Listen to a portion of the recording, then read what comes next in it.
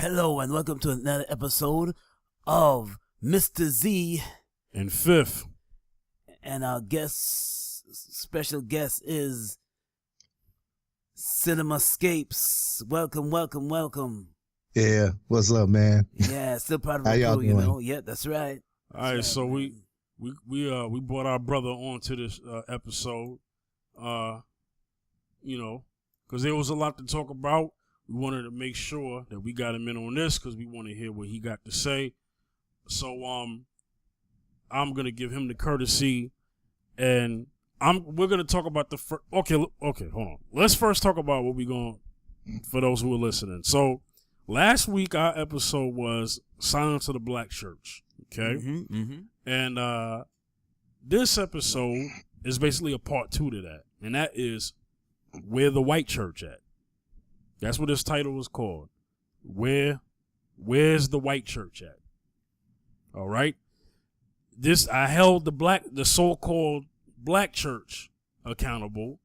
So I'm now going to hold the so-called white church accountable for being silent on the issues of police brutality against people of color and the existence of white supremacy, and how the white church has not, as a collective, stood up against white supremacy, and they should, being as if they claim to be believers.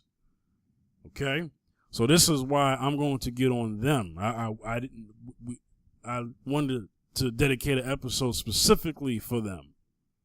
Okay, and let's just get this clear because a lot of people like to get stuff out of order when we talk. This ain't all white churches. This ain't all white people. I call it the white church because that's what white supremacy calls it. I didn't give it that name. Right. We did not. Black people are not obsessed with colorism like white supremacy is. All these labels came from white supremacy. Black church, white church, Mexican church, Chinese church. We never started that. Black people didn't start that. White supremacy did. So I'm just using white supremacy's words against them. Okay? Before we get into that, we'll briefly talk about what has happened recently. The NFL biggest protest on the field ever since the season started, I'll say. So we're going to talk about that. We're also going to talk about why that happened. And we're going to talk about my take on it. I'll each take on it. Yeah. My take on it is going to surprise some people. Yes and no. I'm going to call some things out. There's some things that I saw that I'm not fooled by, and I'll call that out. So we're going to do it like this. So cinema. Yeah. Before I say that. We're also going to talk about Trump going against Steph Curry. We're going to talk about his comments also against the NBA as well. All right. So I just want to make sure everybody knows exactly what we're all talking about. Okay. All right.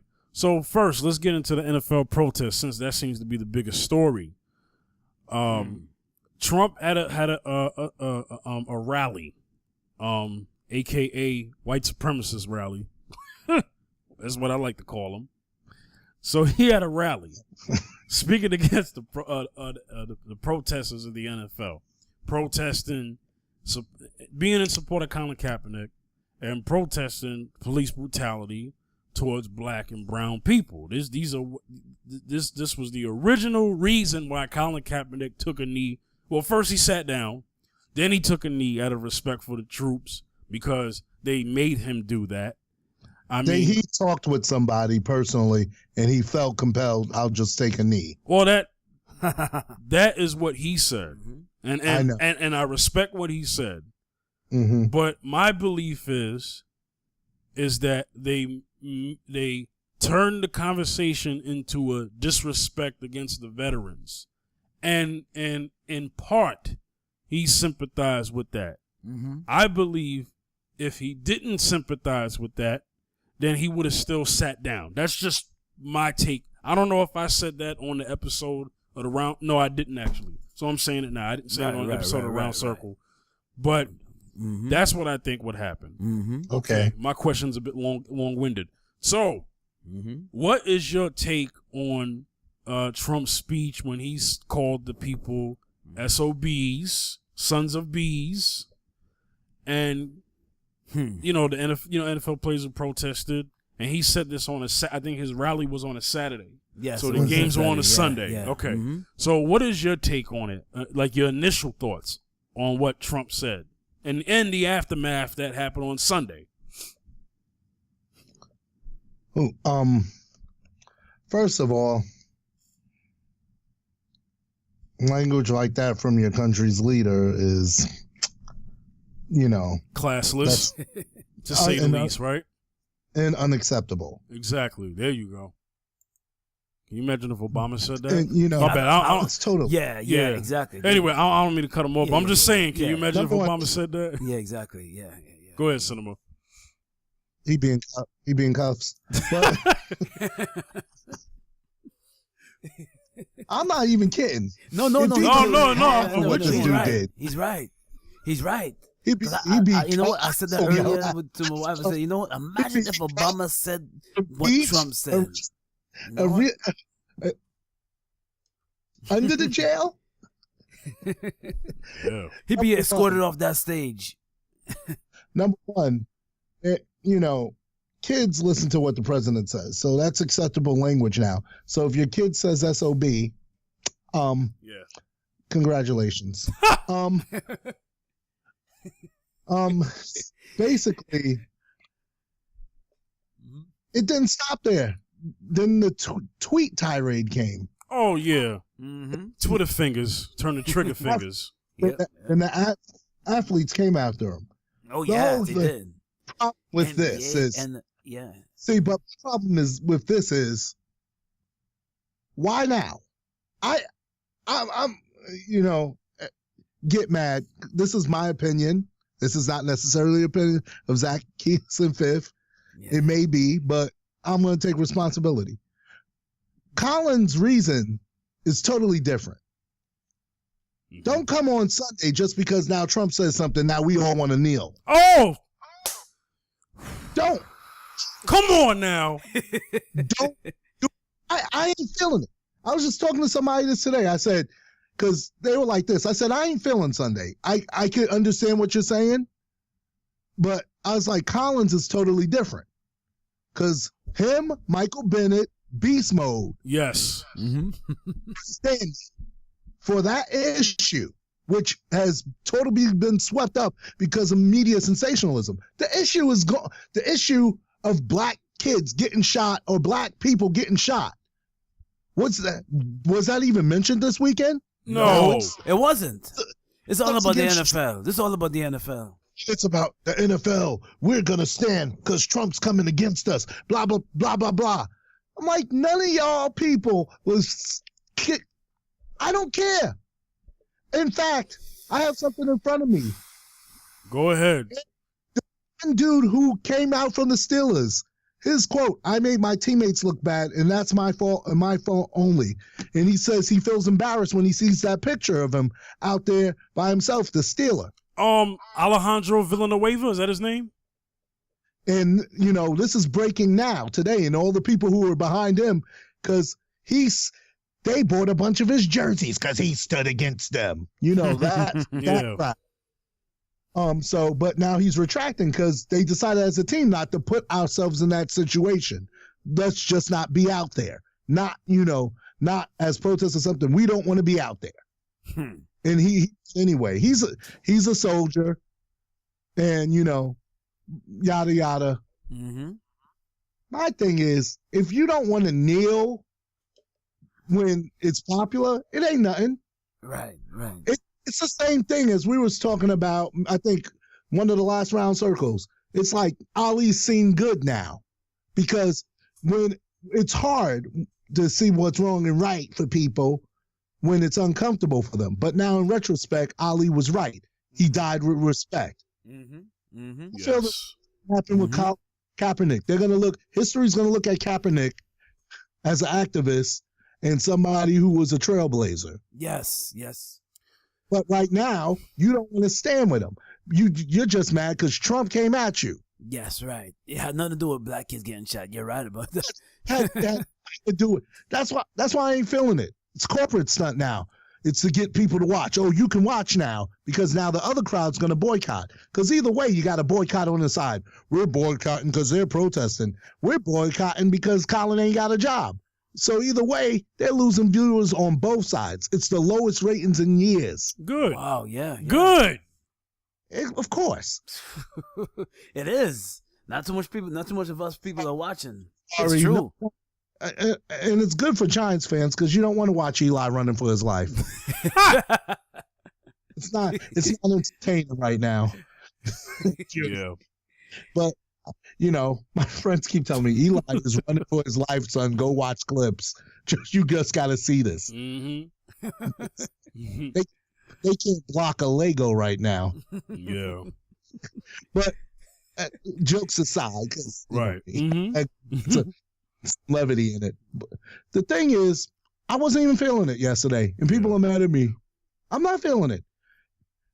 Well, you guys know. Mm-hmm. I'll let you know. Reactionary people don't mean nothing to me. Mm-hmm. Stand with me when it's hard. Stand with me when I ain't got nobody. Mm-hmm. That's when the real is real. Stand with me. Yes. Don't stand with me when it's popular because with Trump, you could get anti-Trump, you could get a lot of support.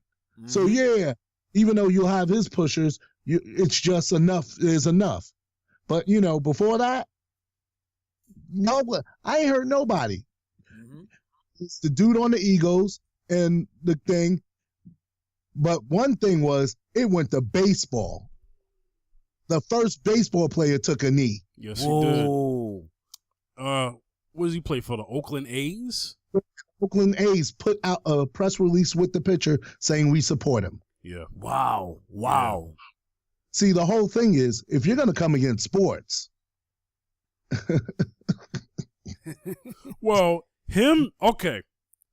You somewhat took the words out of my mouth because that was actually what I was going to say about how I felt that a lot of the players that protested Sunday were not protesting in support of Colin Kaepernick, but as a gang against Trump because of what Trump said. Right. So that's why Ray Lewis is coon behind. He got on both knees. So he'll probably just say that he prayed. And let me just say this. He took that from Stevie Wonder Saturday night. Stevie Wonder said, I'm getting on both knees and I'm praying at the global thing. Just so everyone knows where that came from. Right, okay, so that's where that came from. Okay. But I just want to say that protesting and praying is two different things. Two different things. Okay. So Ray Lewis could spin it in a way because Ray Lewis still needs approval from white massa. Let's just call it what it is. He's gonna go on back to the the plantation and say, "Oh, boss, well, massa, I was praying for them people. That's what I was doing." Exactly. Oh Lordy, pick a bale of cotton. Oh Lordy, sunshine. That's exactly what that man was doing.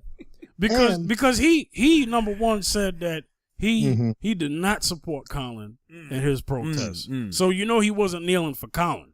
That wasn't his reason. Of course not. And if he was, he needs to apologize. He needs to apologize to black people by speaking like he co-opted with the speakings of white supremacy. See, the problem is, here's the problem. They never hold our people accountable for getting on air and speaking against us. Oh, they have no problem doing that when they get somebody black to do it. Right. When they get somebody white to do it, then they have to do what you call that quality control. Control. Yeah. What do you call not quality control, but PR control. Maybe it is PR. Yeah, PR control. They got to do all this PR work. To put black people at ease. Damage control. Thank you. Yeah. They have to do damage control when white folks get on there and speak crazy against black folks, and not all of them do that anyway. Right. I'm just saying the ESPNs and of this world you know, and it's funny, and it's funny, it's interesting because they spent all this time getting mad at host of Sports Center Jemele Hill about what she said about Trump, but they have but they have no problem with Stephen A. Smith going on there and shouting and doing the huckabuck every time something happens as a racial issue. He wants to say, what about black on black crime, and black people need to do this and black people need to do that and da-da-da-da-da. I'm tired of that. ESPN ain't got no problem letting him do that. So forget ESPN. I don't even watch First Take.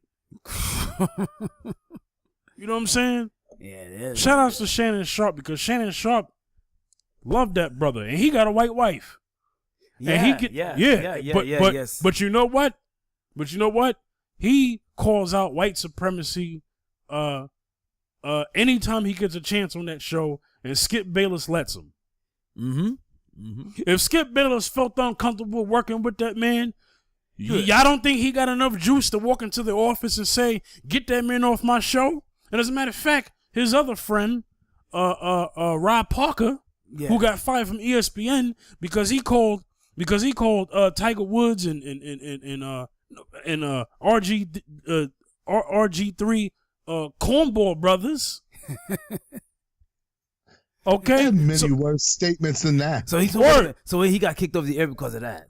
Yeah, at ESPN, but it just goes to show Skip's integrity. Yeah, see, because Skip Bayless, who is a white man, can say that he feels uncomfortable with them on the show. And like I said, he used to work with Rob Parker. Rob Parker was the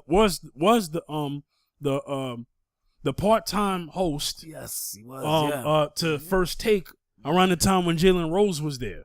When it was First and 10, when it was part of First and 10, the program. Exactly. Part of a whole morning show. It wasn't its own show yet. When it was the ESPN2 package. Exactly. So that friendship between Rob Parker and Skip Bayless is still there. It goes back then. So it goes to show to show you who Skip Bayless respects. See? Because ESPN put what's his name with them, because he came in to fill in, and then they're like, oh, we're gonna make this a show, and then they put Stephen A. with him. And we were like, oh man, see, he went a lot of background on Wayne. Number one, First Take is supposed to be an athlete and a sports writer, basically. Sports writer, and that's what it was. Yeah. And what happens was when you put Stephen A. in, you no longer have the athlete perspective. See? And so when he went back and made Undisputed, he took it back to the original idea. Right. He put an athlete across from him. Which is Shannon Sharp, yeah. And then he brings other people in like he always does. And so the show's back to its core, still hosted by and controlled by someone else, even though he's the boss. Really, in ESPN, they took it from him. He wasn't the boss. Right. Carrie was the boss. Then Carrie left. No telling who the boss is behind the scenes of First Take now. You got Matt, who's not a Skip. Max actually. Shout out Max is good. I respect Max. Until the Kyrie thing. Because when Kyrie said, as a man, respect my decision, he tried to go somewhere. And then they went the next day on Kyrie. And when I said, I'm like, everyone knows, even Skip, when a black person says, as a man, this ain't none of your business no more. And you don't have a right to speak on it. Wow. And when Kyrie said that, I was like, for Max to try to get him to say something about LeBron on air, because Kyrie volunteered to go on there. Of course he did. But when he says, as a man, I made a decision, that's enough for me. Okay. That's enough. Yeah, I know nothing about that. I was just speaking on. I was just speaking on what Max. I was just speaking on what Max has been at his stance on the protest and how he's represented, himself as a person who's, even though he's white, he's not black conscious, but he says that he is socially conscious. Right. But the whole thing was Stephen A. had to come the next day and say, he said, Shaq never talked about Kobe. These people, they're not going to say it. Athletes are not going to say it. But they kept going on with their tirade. And I'm like, oh, really? Now I don't like anybody in First Take. Wow. My opinion. Okay. And I said, really? Wow. And then, that slick haired dude who comes in who can't stand Kyrie anyway was talking junk. Max, you should be. And I'm like, how dare you? I said, watch Kyrie not come on there again. He shouldn't. Because he doesn't have to say nothing. He doesn't have to say, if as a man, I decided to leave, everybody knows. Number one, we don't know what's going on behind the thing. We don't know. He's not going to do that. And he has the respect not to speak out against the dude. Number one, what leaked. And it wasn't supposed to leak. Number two, neither party has said ill will against each other publicly. So leave it. And so if a dude says, as a man, then this is what we're talking about when white supremacy. It's like, I deserve an answer when I don't want to give one. Yeah, they have a way of controlling. So, trying to take over control. And so getting back to the NFL. Yeah, let's get back. Yeah. Getting back to the NFL. They have the picking of their owners this week because the brand's been attacked. So everybody and their grandma can kneel this week and ain't gonna mean nothing. Yeah. Yeah, see? Everybody kneel this weekend. Now you got the backing. Who's going to get rid of Beast Mode? Beast Mode got more money. He hasn't even spent his NFL money. He's not going to either. Yeah. Did Jerry Jones say anything about it this weekend? I think it was. No, they're using a lot of the things that social media likes to do is use a bunch of old quotes to get the arguments stirred that aren't current. Most of Colin Kaepernick's quotes are old interviews. The dude has been silent. He hasn't had an interview in months. Right. He's been silent. So these are old quotes. So why the social media to bring up a hype? That's why they bring it up? Well, because social media is trying to crown themselves as the new news. But the problem is there's a lot of fake news that's on social media. So your sources got to be straight. Right. And then on top of it, how do you make money in social media? Hits. It doesn't matter if it's true or not. A lot of clickbait and all this other stuff. Clickbait. So real quick, let me get to Zaccheus because you've been sitting here. Yeah. So what do you got to say about Ray Lewis now? All of a sudden now kneeling, like I said, taking two knees after the stuff that he said, speaking against the protests and his respect for the troops and also let me give you this because this is what I wanted to say. Let me also give you this tidbit. Yeah. Remember before we started recording, I was talking about fake patriotism. Right. Okay. Right. I'm actually gonna let you take this one because I was gonna say it. Okay. So this fake patriotism, how the conversation and the devilish tactic, anytime there's an agenda at hand, that is about the lives of our people, the media likes to change it and now turn it into something that it wasn't supposed to be to begin with. You notice the media is talking about the flag, but not talking about the Constitution like they should. Yeah. So, is it a fair assessment to say that white supremacy is for the Constitution when it benefits them, but not when others want to use it for their agenda? That's fair to say because you see Ray Lewis kneeling twice. It's all about the support of the NFL. Kaepernick's issues been dealt with a while. It's been haven't been brought up this weekend. I haven't heard anything about people coming up and saying about talking about black remember we people just had a getting shot. cop. Yeah. Remember we just had a cop in St. Louis get off. Okay. Yes. So if anything, Kaepernick was kneeling for that. Yes. What should have happened? Yes. This week? Yes. Is maybe somebody like Michael Bennett will. He hasn't talked yet. Yes, but what a brother should have did is said, okay, if they would have asked, what was you kneeling for? And then if they would have said, I'm kneeling for this, that, and the third because of such and such that just happened last week. Right. Now, if he would have said that, then it would have been justified. Then it would have been. Then I would have said, okay, they are in support then it would have been justified. of what Kaepernick was talking about, and not because of what Trump said. Yes, but this is all. Y'all jump on what Trump said. I don't even want to repeat what he said because it's all over media. You can play it again. Son of SOBs. If you don't support, if the NFL bosses could fire the players for not pledging to the flag.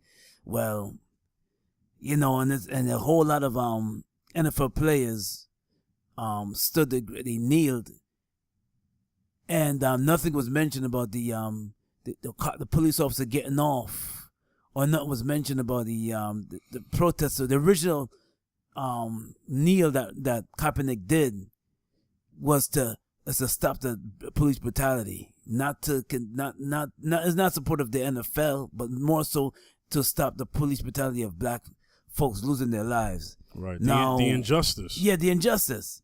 Now, when you look at I'm gonna get I can speak on Jerry Jones a little bit. I was reading a little bit.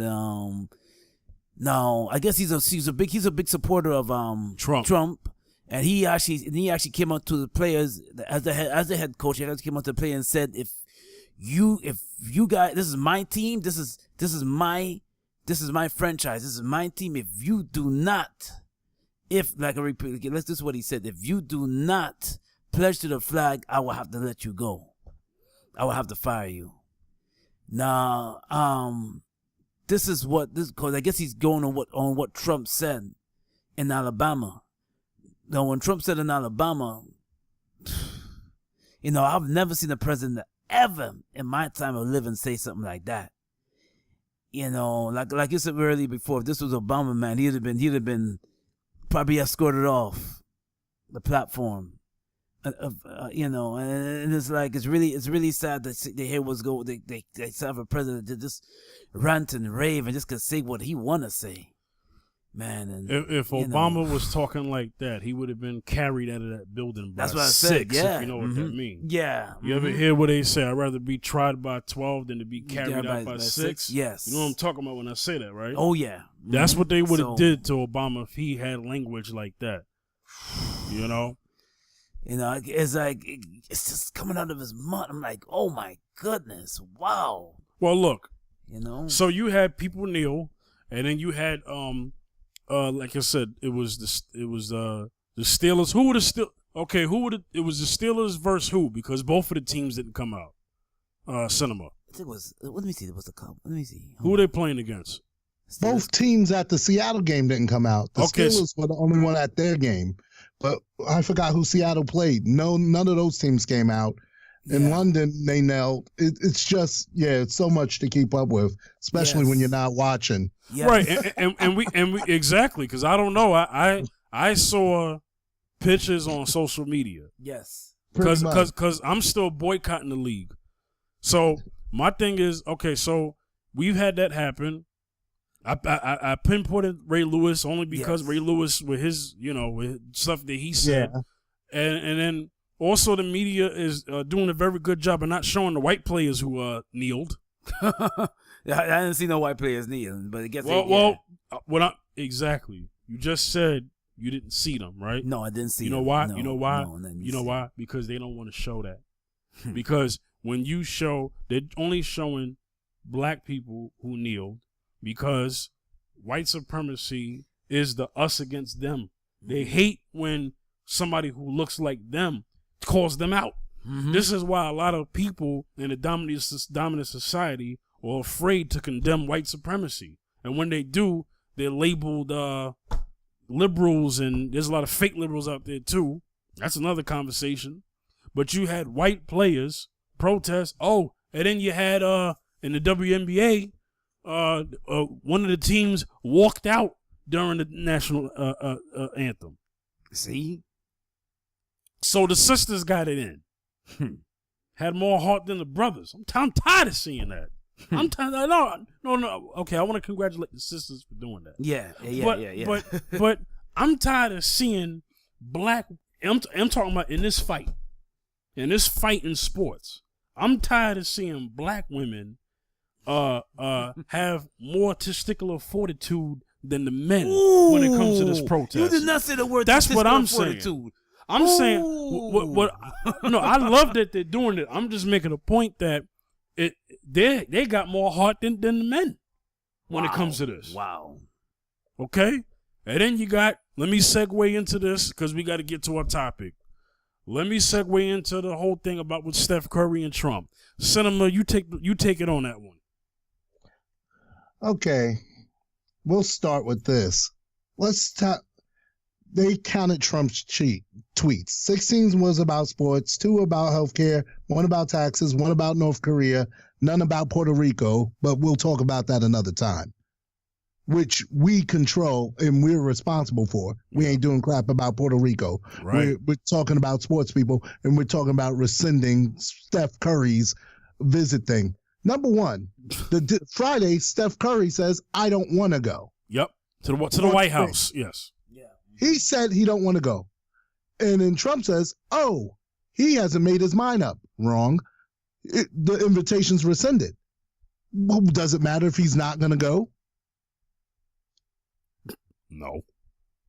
That's like saying you're fired, and then they say, oh, no, I'm not fired. I quit. You already got fired. That's so, like you know saying, what I mean? That's like saying you can't watch the NFL and I'm boycotting it. Yeah, when you wasn't going to watch it to begin with. Exactly. Yeah, exactly. That's like saying I'm listening to Migos and I got a Nas CD in my radio. Yeah, so the whole thing is, and then you set off air, and I'll let you get an opportunity. Shout out to Lonzo Ball. Sorry. Oh, snap. You mentioned Tom Brady when Obama was in there. Speak more on that. We said this off air. Well, Tom Brady didn't go to the White House when Obama was there. No one made a stink. No one said anything. Mm-hmm. It didn't become news. Yep. A lot of athletes have not gone with their teams to visit a sitting-in president. Yep. But all of a sudden, now it's an issue. Yep. I mean, people didn't go see Clinton. Right. People didn't go see either Bush. But now it's an issue because this guy's in here who Busta Rhymes affectionately calls Agent Orange. Yeah. So President Agent Orange caught a hissy fit, like when a baby's upset once their diaper changed. Hold on. A kindergarten student. I used to teach kindergarten. I don't want to play with you. I don't want to play with you either. This is experience from kindergarten. Mm-hmm. That's what the reaction reminds me of. You know me. I try not to say things that are disrespectful on air. But I will say this: in working with kindergarten students, every president may not be the most brilliant person. Their staff and their thing really helps them run everything. Mm-hmm. So, that's why our country runs not from one person. Mm-hmm. And that's why we have elected officials, Senate and all this. But, when you say reaction, everything is a reaction to something. Right. Because he's not in the center of something. Kids naturally want to be in the center of everything because they're young. They haven't matured to know better that other people have things and I need to share. So kindergarten is teaching them how to share, how when it's not their moment, it's somebody else's moment, let them have their moment. This is all in your curriculum. I'm not even trying to be funny. I know, but you're going somewhere, though. You're going somewhere. I know. And I know the way I say things sometimes. Don't do it to me. I do it to you. It's just that the sound. But I want to make the point. It's like, it's really, when you come and a place is flooded and you're as president, you're like, it was a great turnout. What? Dang. Those things. This is why I have to stop watching. Like when my parents are watching anything political or something's over there, I just keep walking because I was like, I will lose it. Sometimes I want to lose it. Yeah, man, you can't just keep watching CNN. Come on, man. I can't even turn that on in my house. That's not even allowed. So moving on. It's like, you know, they want something to happen. They want you to trigger. And so why are you talking about a basketball player who you know is good friends with the former president just because you want him to come like he came for his friend? He's not your friend. He got into it with the owner of the person who's, you know, the sponsorship over a few months back. Remember? The president of Under Armour said one thing and Steph said another. Yeah. You know, he's not a fan, but he's not being served. I'm just not going. Right. If my team could go, but you rescinded for the whole team because you're concerned about one person. And he supports Colin Kaepernick. Jay-Z turned down an invitation to perform at the Super Bowl in support of Colin Kaepernick. So the NFL is desperate, but at the same time, the NFL players, like Shannon Sharpe said. Shannon Sharpe said, he said, "I'm not surprised, but I'm also not impressed." Because like you said, where was all of this before Trump said something? Nowhere. Yeah. Who was kneeling before Trump? Nobody. Nobody knows. Yeah, nobody. Yeah, exactly. You know. So we gotta So this is what we gotta do because we gotta get into a topic before we get into a Zaccheus. You got any words to say about this issue with Trump and Steph Curry? Yeah, I think that I applaud Steph Curry for not going and taking a stand, man. Steph Curry already seen Obama in the White House, so it's no biggie for him for not going to see Trump in the White House.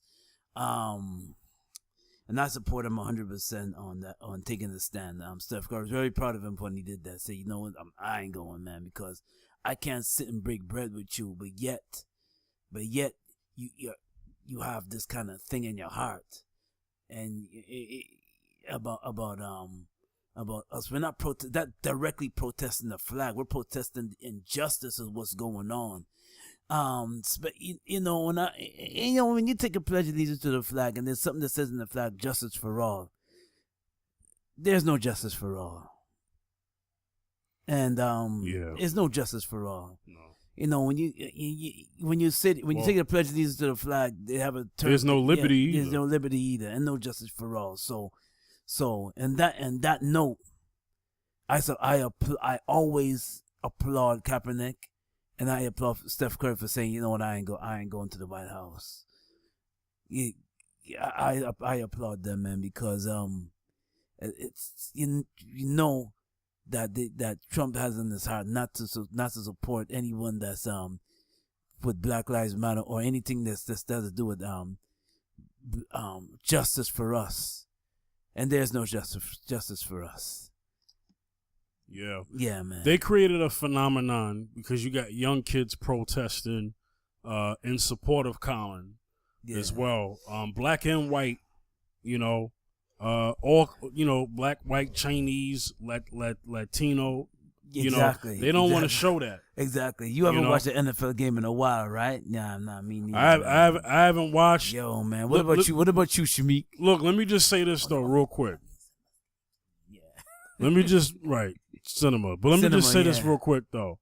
I haven't been watching, but I have a lot of friends and family who still watch. So I'm not coming at them. But I have to stand for something. I don't need nobody to stand with me to stand for a cause. Right. So me, I can live with myself not watching it. Right.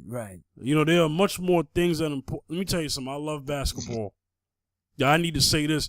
Football, I love basketball way more than football. Football is actually my number 2 sport, but basketball is my number 1. No, I have to say this. What? No, I have to say this so people understand what I'm about to say.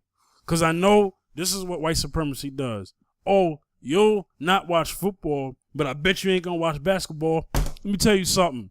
If something happened right now where that owner, Adam Silver, or anybody else try to pull some crap like they did to Kaepernick, and they make a Kaepernick out of somebody in the NBA, okay? if they do that, let me tell you something right now. I ain't watching the NBA either. Exactly. And we boycotted the NBA for less. Exactly. Because there was times where there was some times where there was some things, but I was like, you know what? I ain't watching right now because during the Eric Garner situation, during the Donald Sterling situation, I didn't watch when the let me get to that real quick before I get into this. Oh, this episode is gonna go over an hour. Let me get to the Donald Sterling situation real quick because I have to now tell what happened. I did not watch the playoffs. I watched the playoffs, but I did not watch any Clipper games, even if no matter who they played against during the Donald Sterling situation until he was without that organization. So until Donald Sterling is banned for life. Right. Because I didn't watch until that got handled. I did not watch. I watched other games. I watched the NBA news. I watched what was going on. And Donald Sterling. When that whole Donald Sterling situation was going on and the man still had the team, I did not watch a Clipper game, even if they played at the time they was playing Golden State and any other team. I said I ain't watching this game. Channel turn. So the point I'm making is that if I can sacrifice football, I can sacrifice this, and I'll just watch college basketball. I've been watching college football. Oh, let me say that I've watched college football. I did. A college football game was on. That the TV didn't get turned. College football. Well, college football is good too. Yeah, some of it. And I have my grace for college football because I feel that the NCAA one of the biggest pimps in this world. But I did watch college football. I didn't watch professional football, but I did watch college football. Right. And people at my job are talking to me about the football games. Oh, can you believe so-and-so? Man, that team is doing bad. And then I say, oh, okay, all right. See you later. Because I don't get into conversations about the NFL at work. Because people at my job, I ain't gonna name it, they ain't strong enough to stand on a situation of boycotting the NFL. There was some people that got up there. Man, let me tell you something. There's people in there I come across in this world who talk all this mess about how Colin's being mistreated and talk all up against white supremacy, but you up there watching the Patriots versus the Eagles or whatever the heck you watching. Exactly. Miss me with that then, if that's the case. I don't get that. Why you said all of that to me before the game came on, but then when the coin got flipped, heads or tails, you was eating chips and salsa and cheese, and you was eating churros, and you was eating burgers and eating sliders and watching the game. Come on now. And plucking what's your fake outrage? And plucking the toe jams. Come on. Oh, come on now, man. You know? And sitting for the national anthem. Come on now. You done said all that mess to me in one conversation, but you was in line buying a 6-pack of Budweiser, and you had on one of those helmets with the 2 cans on the side with the straws coming down to your mouth and drinking, and then you had a whole thing of pigs in a blanket. The word. You might as well not even talk to me about Colin Kaepernick then, if that's the case. Dude, I watched the Emmys. I've never watched the Emmys. I'm not watching football. You never watched the Emmys, though. I never knew you to watch the Emmys. Well, the point he's making is he's so upset with the NFL right now that while there was a game on, he watched the Emmys instead. And the Emmys did something that made me mad. I watch Bubble Guppies with my kids. See? Exactly. On Cartoon Network. Thank you. You know, because I travel back and forth to New York on Sunday. Sunday night's the only game I get to see. Mm-hmm. And I started to watch it the other week, and I was like, nah.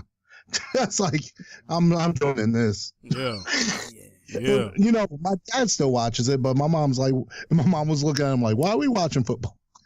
Yeah, it's crazy. I didn't went somewhere with what I was saying. I didn't mean to do that. I meant to get to the topic. But I understand what you're saying. I had to boycott it, man. I love football, but I had to boycott it, man, because because if you don't take a stand for something, you're going to fall for anything. Well, man. I take a stand. Look, man, listen, man. You want to hear something? Listen, I didn't when Kaepernick first started protesting, I stopped watching the later football games. I did.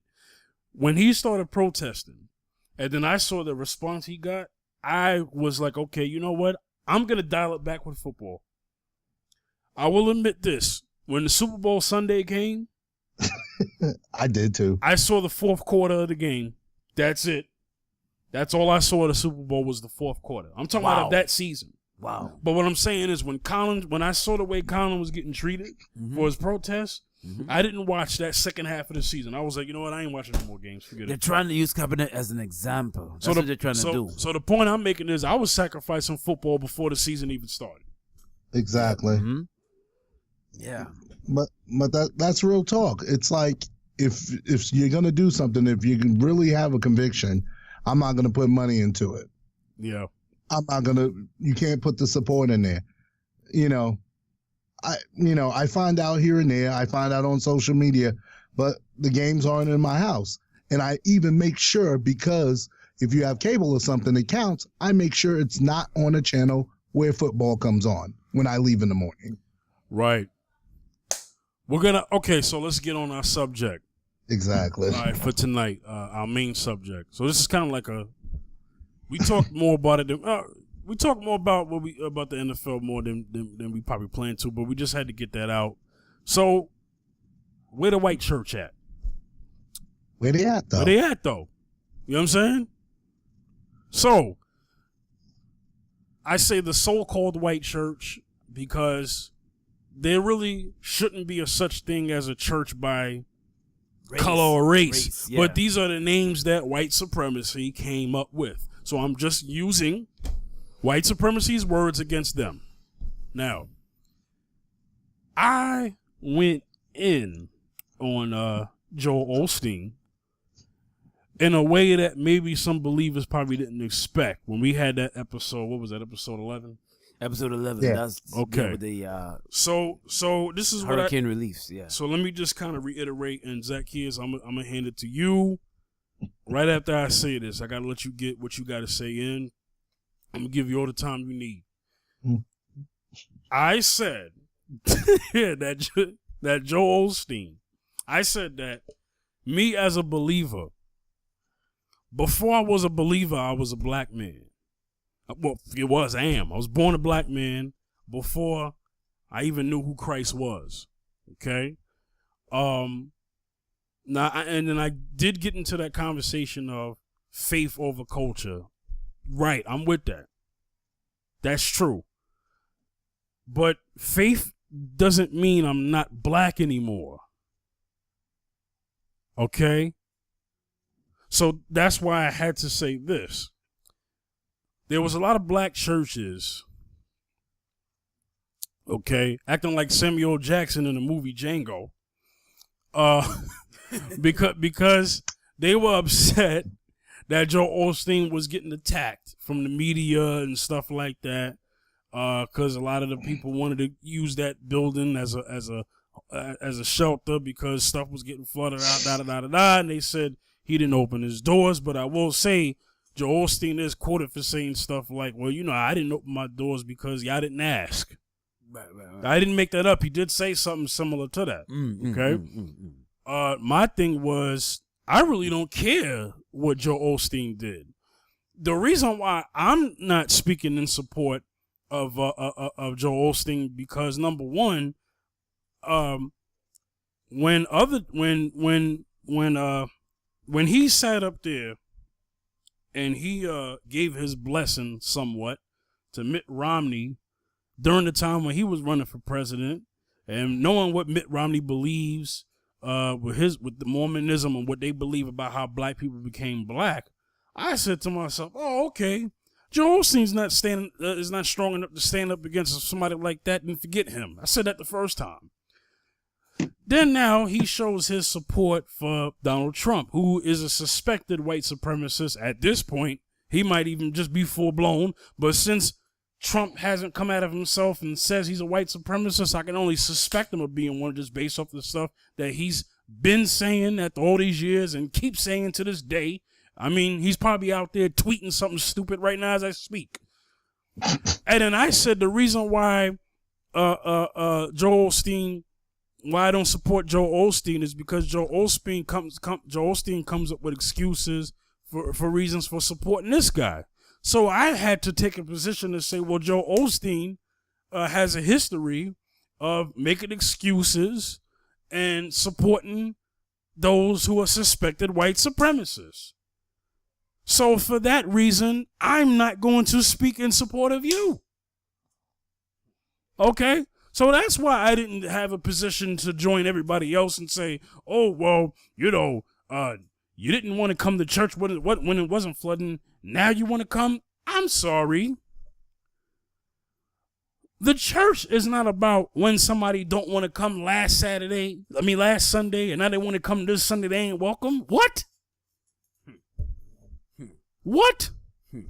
That's not what the church is supposed to be about. That's not what Christ was about. The only time somebody ain't welcome in your church is when they up in there gambling, prostituting, and all kind of stuff like what happened when Jesus went in there and flipped the tables. That's when somebody ain't welcome in that building. But when somebody needs help, they should always be welcome in that building. Okay? That's right. Now, this personally is not against Joel Osteen. I'm talking about that crowd of Christians, so-called, who said, if you didn't want to come when it wasn't flooding, why you coming now? Okay, they're coming now. So now it's your business to now plant that minister seed, that seed of faith that when they get in there, now it's up to you now. It don't matter when they didn't come. That don't matter. Okay? So my point is, somebody like a Joel Osteen, with that said, and with his history of supporting these politicians, that somebody like him would be silent on issues of police brutality against blacks and stuff like that. Oh, yep. So we shouldn't even be expecting anybody from the so-called white church any support. Were there white people who marched with Martin? Yeah. That's why I just said white supremacy separate and said white people separate, because yes, there were white people who did march, but I have to hold the so-called white church accountable. Not once as a collective unit, collectively and systematically did anybody in the so-called white church come to bring down white supremacy. So for that, I don't believe that the so-called white church is an ally of the so-called black church. Zaccheus. Go into some history for me now, if you can. Well, when I'm gonna take it to this, man, and please do. I didn't see the white church come out when the 4 girls were killed in 1963. In the church bombing. In the church bombing. Oh, come on now. You talking now. I didn't see the white church come out when Dr. King when the fire bombs were just not only just that church, but fire bombs in history. Churches was bombed. The black church was bombed. White church didn't come and embrace the churches. Say, we'll donate money. We'll send money to help you build up your church. I didn't see the white church come out for that. I didn't see them come out for that. I didn't hear them come out for that. It never been. Maybe it's been recorded. It hasn't been recorded in history, for as far as my knowledge, to know that a white church come out to help support people in the communities, especially in the black community, to say, you know what, we'll help donate to help build up your church, because we're all one body, like what some Christians do say, that we're all in one kingdom. Well, biblically we are, but what we're saying is they don't choose to take that role. Yeah, at those moments, at that time, yeah. and now, yeah, and even now, even going back even to now, when the lynching was going on in this country, they had white churches. They didn't say that was wrong. They didn't come out and say that was wrong. They didn't say that, well, Christ is not into this, let's just stop. They didn't go against the white supremacy of the KKK. They didn't go against them. Well, some of them did.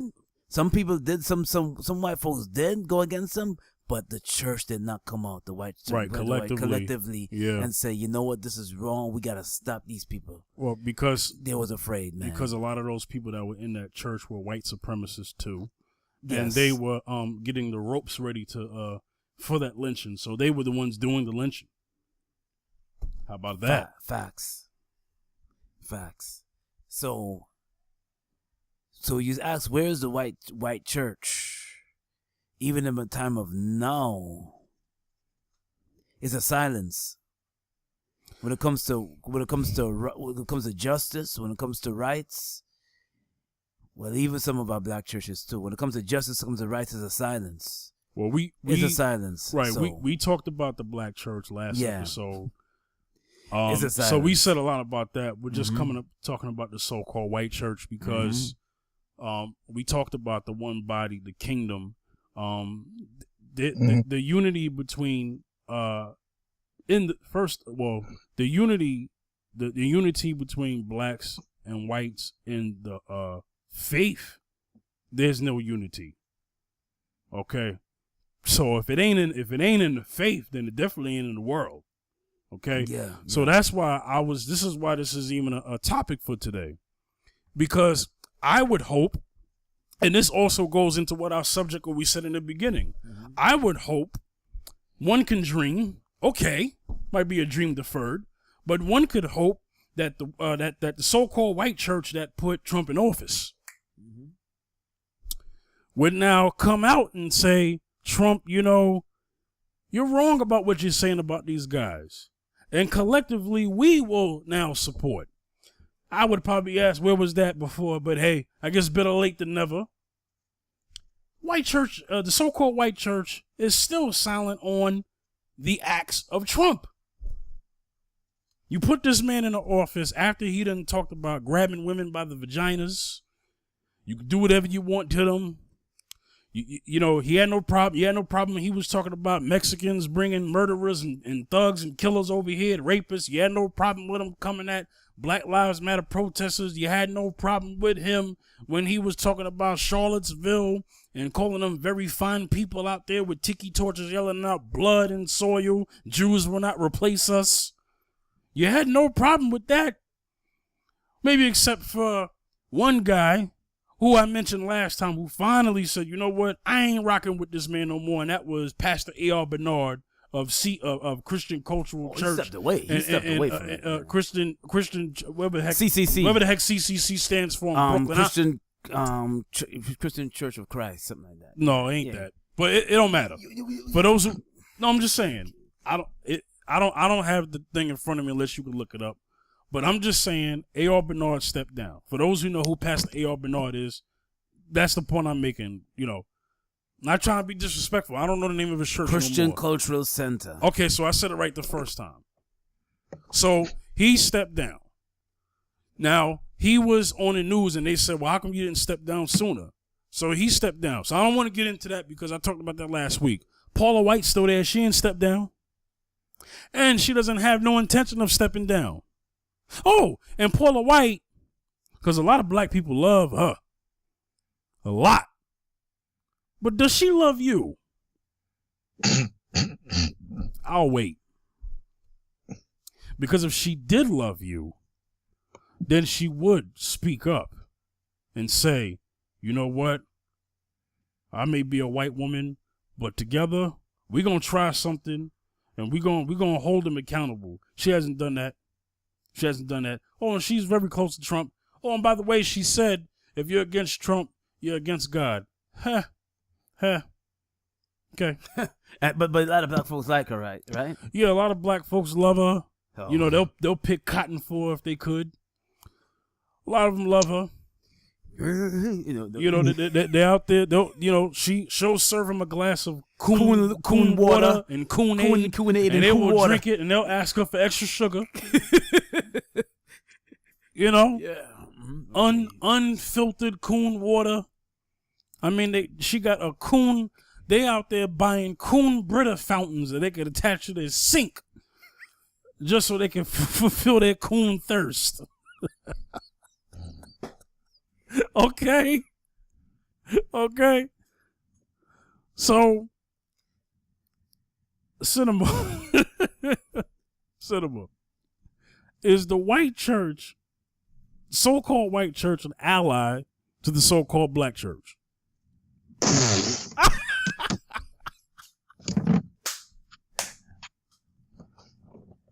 I already lost half my friends on Facebook from college. Let's go. Oh, can you don't have to necessarily name the college, but at least go ahead. I'll let you do it. I'm gonna go because I ain't gonna do names. No, you don't have to do names. Go ahead. Do you think? But I've worked for both, and the whole thing is, I'll say this to be fair, because I've met good-hearted people who care about issues, mm-hmm. who didn't want Trump, but their churches aren't huge. Yeah. And they pray every night for this country. And they pray for everybody. Right. And you could see the reflection of it in their life and in their churches. So this isn't one of those. But basically, I'm going to go into Christianese. Oh, go ahead. Because the Christianese, the American, Fifth talks about the white supremacist agenda. Mm-hmm. Everything that's America went into the American church. Now, if you travel and do missions like I have, and like my friends have, I've had my one friend went to the island of Patmos, mm-hmm. where John was, banished to, and wrote the book of Revelation. And I won't go into detail about everything he told me, but the way Christianity is, like the raw of what the Word of God is seen differently in our country. A lot of times, there's something that's come out. Somebody who used to work with Pat Robinson, and they're trying to discredit him. And it was discovered that they purposely mixed politics in with it. And because Pat Robinson had political goals. And this guy said, I can't stay silent. He has a book. I can't remember the guy's name, but you can go look it up. But they're trying to discredit him. But because he knew marketing, and he went with them, and they would pull stories that were Christian stories to put certain agenda stories in. So this has been going on a while in the church. A lot of guys followed after this. Now, if you're depending on that, Pat Robinson doesn't believe there's going to be a rapture. He believes we're going to be stuck on earth. You serious? That's what he said? He read the End Times books. I'll save some more off air for you and us for your knowledge. But on air, he said that. Read his books. I forgot what that book is. Everybody was reading that book. That's why he started the 700 Club, because it was supposed to be here while, that the church was going through the tribulation. For those who don't know about Christian stuff, who's listening, there's pre-tribulation. That means before the tribulation. Christians will be a thief in the night. Christ will come for his church. There's mid-tribulations, that the rapture happens mid-tribulation. And then there's the belief that, even IHOP in Kansas City, the prayer place, that the rapture will take place at the second coming of Christ. IHOP, you mean International House of Prayer? House of Prayer. Okay. And there's books and stuff, because I have their manuals.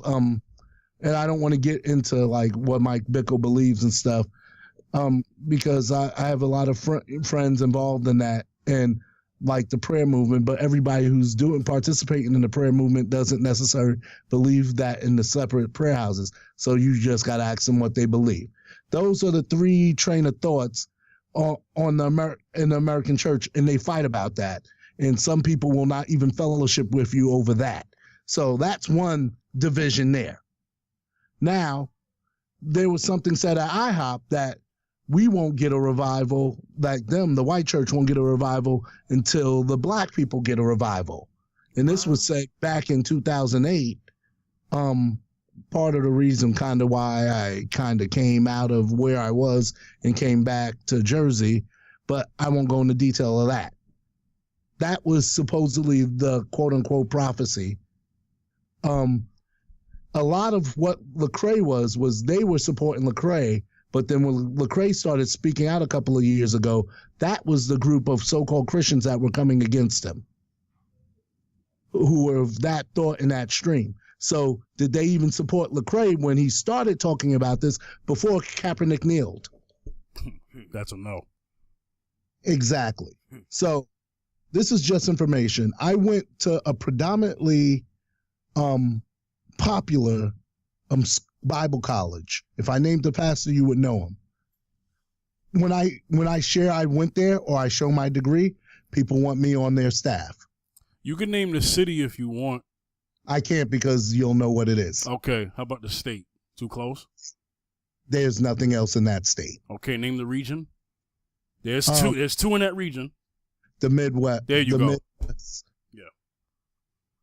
Because you got Detroit, Ohio, Chicago, Oklahoma, Oklahoma, and down to the Bible Belt. Mm-hmm. Okay. So that's a region. That's close enough. That's about as close as we can do for the audience. It's in the It's in the Midwest. Right. Very popular church. Had a great experience there. But the whole thing is, if I mention certain things, all those people will back off of me in a second. I even got mail over my verse on Cold World Chapter 2. That's why I kept posting it. Oh yeah. People, what did I say? Just an edited mind of people's joke that they can think the blood of Christ could be negated by a vote. That too. I was going to the end. All right. Are you out of your mind? Do you think it's a joke that the blood of Christ is negated by a vote? The end, I also said, people are the church. Jesus' blood still holds weight. People ain't dirt. Caesar is home, planet of the apes. Yeah.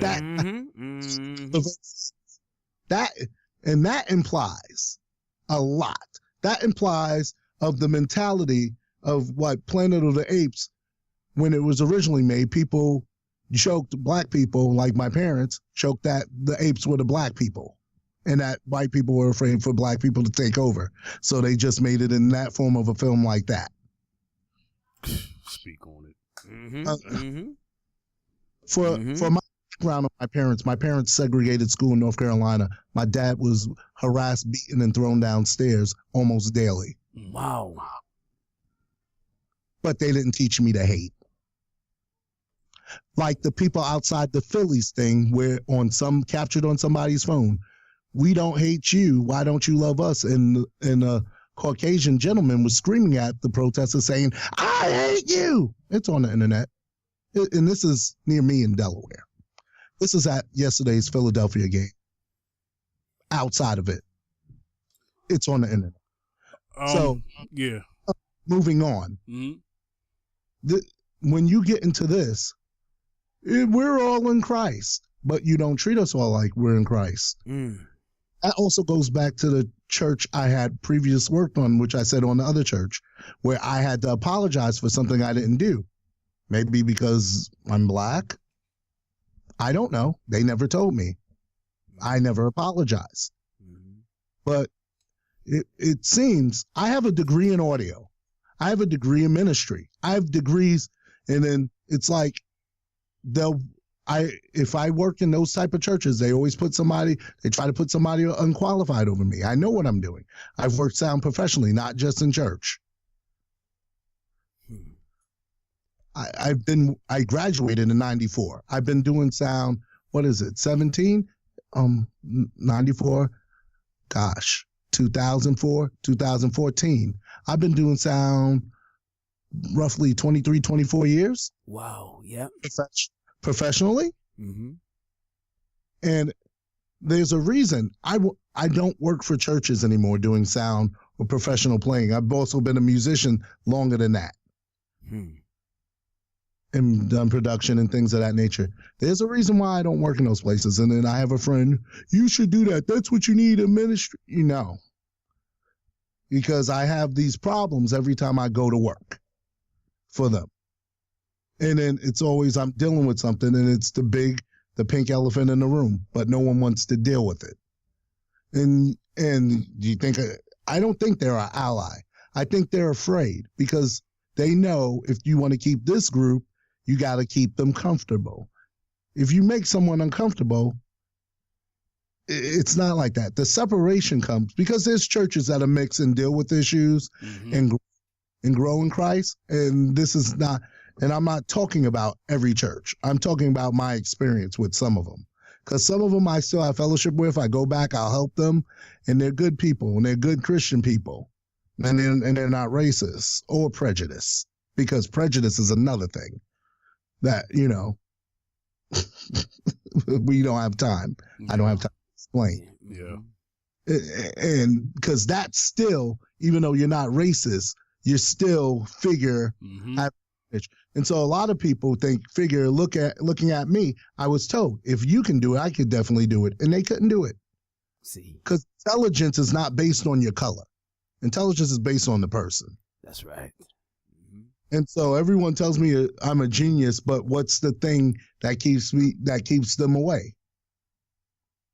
Am I imagining this? But it's not being mentioned. But if I say it, I'm pulling a race card, right? Yeah. Yep. He's right about that. Yep. And so why can't we deal with it? Because if we would deal with it, it'd be gone. Why did Fred Price have to spend 3 years teaching about race, religion, and all this stuff, exposing even how these helps in the Bible by certain people are racially charged? That people study using these people's helps who are quote unquote fathers in the faith. That's why when a lot of people are quoted and people try to put those quotes in my face, I get mad. I'm like, you need to study the Bible for yourself and learn. And if it's not raw in you, I don't want to hear it. I don't want to hear a quote from this. I don't want you telling me this preacher said this, because I don't care about them. And a lot of them who these people respect, I don't. And some of them are black because they're in cahoots. Yeah. And we talked about that last week because I know you guys. Right. We wanted you badly on that episode, just to let people know. Cinema was supposed to be on both episodes. Yeah, this one and this one, but he had a personal thing. So, but but I'm bringing it around. Yeah. But after all of that, you've created a structure in America, which I've labeled Christianese, which, when my album comes out, it deals with that in different ways. Personally, economically, and, it's just a structure. Certain things are accepted in church and not, and they're not necessarily biblical. They're more cultural and traditional. And that's not really, and they're not established from the Bible. And so the American church is like that. The American church has a lot of things in there from the world, a lot of the systems that built this country that were divisive against certain things of people. Because, how many Asians have been a lead in a movie? In a major Hollywood movie? I could name one. Oh, Jackie Chan? I don't know. Yeah, besides him. Wait, you mean in America? Yeah, in America, because most of the Jackie's movies are not American made; they're distributed here. Okay, The Replacement Killers was one with Mira Sorvino, but that was like a splash in the pan. And then a lot of other movies aren't made here, but they're distributed here. Then Jackie Chan got some later, like when he did The Tuxedo. Okay, but it's not common, It was like that for black people years ago when Hollywood first started. Like Sidney Poitier making Guess Who's Coming to Dinner, and then him slapping the guy because they had in the script, he slaps you. And Sidney Poitier said, I'm not going to do it unless I get to slap him back. Because the original script didn't say that. Wow. Yeah, see. And he insisted, I'm going to slap him back. That's how the parts were. Because of the systematic injustice. Bruce Lee never really got to play nothing other than a servant in the Green Hornet. But Kato is just pretending to be a servant if you read the comic, but on the show it's slightly different. But we know this. These are the mechanisms of our country. And so those mechanisms became part of our church. Exactly. What you need to do. I got to hand it to Zaccheus real quick. Okay, no problem. So Zaccheus, we're gonna have to wrap it up because you gotta do something. Yeah. Zaccheus, what are your thoughts on what we're talking about right now and just overall today's episode. Yeah, that dealing with the church is, I haven't seen the unity yet, and Cinema was right about the who they choose to do certain things, and when you go to certain churches, they have they don't say it, and it's not, and something, it's subtle. Mm-hmm. It's very subtle when it comes to like, well, we want you to be lead sound, so they look at you, they size you up, they look at you, and they say, well, he's a black dude, he how much sound does he know? And they figured that because he's Caucasian, he knows a little bit more than you, because they always seem to, when they talk, like they seem to know more than you. That's what it seems, but in reality, when you got the skill, like Cinema has the skill, he knows much more, and they can't do what he does. So, and this I noticed that. I've been noticing that for a while, not only with Cinema, but with others, even with myself too. When you know certain things, it's like they overlook you and they give it to somebody that, because some of our white counterparts, they always seem that they talk like they know, but really they don't know. But sometimes we're always overlooked because of who we are, and that seems to be going on in those churches a lot. And I noticed that, and I just wanted to put that out there, and it's so true. And I experienced that. I'm sure Fifth, you experienced that some way or somehow too. Yeah. You always overlooked. And it's like it's gonna continue. It is hidden, but they don't. It's not blatant. Like a white guy came into me in my job not too long ago, and he was like saying that he was interested in a sister. So it's this white woman came to him and was telling him about why you texting him about ape and monkey, and she goes to the church. She's a Christian. Talking about ape and monkey, and why do you always look at those seem that they're ugly? Why do you seem to be looking at sisters as pretty, but they're really ugly? So it's embedded in the people, but they use Christ to cover it up. So it seems to be going on a lot, man. Yeah. Well, there you have it with that one. Yeah. I don't really have that much of a final thought. I think I kind of covered a lot there. Cinema, anything last you want to say? I just want to share a scripture. Go ahead. 1 John 3:15. Whosoever hateth his brother is a murderer, and ye know that no murderer hath eternal life abiding in him. Hereby perceive we the love of God, because he laid down his life for us. We ought to lay down our lives for the brothers. And my final thought is this: if you don't have love, if you hate somebody and think you're going to heaven, you're deceived. Yeah, I grew up a Muslim, and I had to deal with this scripture myself.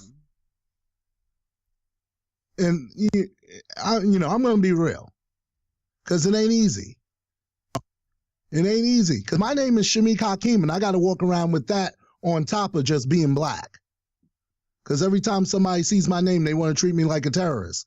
But I was not born overseas. I was born in America to a family who grew up in North Carolina. My brothers and sisters' name is Bridget and Kenneth, normal names. I just got named this because my name meant wise ruler, because my dad wanted to do something special. So not from abroad. Don't have moms, don't have nothing. Dude grew up, born and raised in Staten Island, New York. Didn't leave Staten Island for 25 years. Lived in Brooklyn a while then, and then moved out to Ohio for school. If there's hatred in your heart for color or anything, if there's any type of hatred, it's not God. You can't call yourself a Christian group, kill people, and think you're going to heaven. That's Christianese. Yeah. That's the American white supremacy agenda, right there in front of your face. That's one of the ways it's corrupted it. Yeah. And I don't care. If you're mad about the flag, you're in that system. If you're mad about people kneeling, It's Monday night. I just seen the whole Dallas Cowboys and their owner knelt on the star. If you're mad about that, you are this system has gotten into your heart and not this scripture. So you need to choose. And if you're not a Christian, you don't care about it, I ain't even coming at you. You're fine. I ain't got nothing to say. Because I'm talking to people who are accountable to this. If you're not accountable to this, you can do what you like. No need to ask me. And real talk, but because I'm going to keep it brief tonight, but it's like, if hate is in your heart, hate doesn't come from God. Yeah, right. We're not mad at people. We're mad at the system. System to change. The anger you hear is not people. Right. I don't hate people. Right. I don't hate people. You see me on the street. You see us on the street. We match up with everybody. Mm-hmm. True. So this is why we're outraged, because we look at the Bible and see one thing, and we look at this church and we see something else. Right. And it ain't just in the fact that we have to discuss it, we have to use the categories of what people understand, the black church, white church. It's ridiculous to us, because we don't even talking privately, we don't refer to it as this. Yeah. At all. Just so you know. Yeah. They're just using what they say to you, because it gives you understanding of, okay, when you hear that, I hear them. Mm-hmm. True. We've been evangelicals. So that may be in the future sometime. But if you hate your brother, you're a murderer, and there is no eternal life in you. If you hate somebody, that's a problem. And then if you hate them without a cause, because, it's not murder in the world system, but it's murder in God's law. And this is New Testament, so that's now. And I'm pretty much done. All right. So, Cinema, where can they reach you? Cinemascapes, one word, Cinemascapes, SCAPES. I'm on Facebook, the music page. Some things are coming there soon. A project's coming out soon. Instagram at Cinemascapes and Twitter at Cinemascapes, and also on Twitter at Shamik Jones, SHAMIK Jones. And if you get active on Twitter, I'll get active with you. But otherwise, I'm not like the type of person to just talk. Right. You know what I'm saying? That's it. Zaccheus, where can they reach you? Yo, Zaccheus on Instagram, Zaccheus B73. That's on Instagram. Also on Facebook, Wayne Backus on Facebook, and then also on Twitter, Wayne Backus 2 at Wayne Backus 2 on Twitter. And that's about it, man. Also, you can reach out. You can get my book on Barnes & Noble's A Bad Man, a Thug, and a Gangster. Is available right now. All right. You can reach me at The Fifth General, Facebook, Twitter, and Instagram. All right. So we're going to get up out of here. Cinemascapes will be back in a future episode. Yes, sir. Mrs. Z and Fifth. So you guys will hear from him again. Mm-hmm. So we're going to get up out of here. There's something that anything we didn't touch on this time, we'll just have it for, later on. But we did the best we could, and I think we covered as much as we can. And I would like to say, lastly, Colin Kaepernick, we still support you, brother. We with you, man. I don't care what they say. We're more so with you because we're with the cause. I've always been with the cause before you even kneeled. So we're with the cause. You stand for the cause. You sacrificed your career for the cause, and because of that, I'm rocking with you. Right. That's right. That's right. That's right. All right. So signing off, our guest, Cinemascapes. All right. Mr. Z. And this is Fifth. We'll get to y'all next time. Peace. Peace. Peace.